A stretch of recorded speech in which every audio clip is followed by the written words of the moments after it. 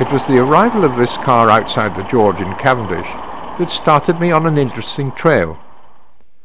My mother had been given a similar 3-litre Bentley for her 21st birthday in 1926. Here she is with it in the middle, outside Liswick Hall, her family home near Keswick, whilst her brother, my Uncle Stuart, is on the left with his Mercedes SSK, with which he had replaced his 3-litre Bentley, having got fed up being constantly beaten by my mother in hers.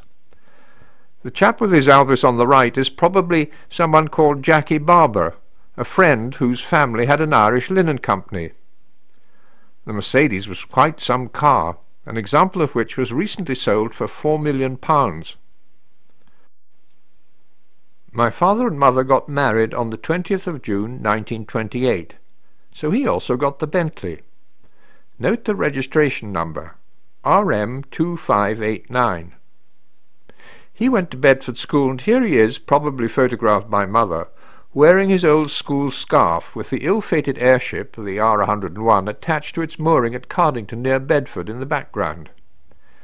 It was probably about 3 days later, when, on its maiden flight to India, that it crashed over France, killing 48 of its 54 passengers on the 4th of October 1930. On showing these photographs to the owner of car PR1683, who was lunching with friends at the George, he later phoned me to say that he had traced RM2589, having found it listed in the Bentley owner's handbook containing the details and whereabouts of all Bentleys known to be still in existence. It was to be found near Cambridge, and is now in the hands of its 11th owner since my mother had it. This was great news, as the sad fact is that I never knew my mother, as she died a week after giving birth to my twin sister, Glenda, and me, having hemorrhaged a week after rashly getting up to start either her own or someone else's reluctant car. As this was at a rather remote Dumfriesshire sheep farm, suitable help was not immediately at hand, which resulted in her tragic death at the age of 29. Thus the thought of being able to see her Bentley was obviously exciting, and Mr. Moore, its present owner, let me take a great friend, Emlyn Whitley, over to see it, now with a 4.5-litre engine, and the rest is history.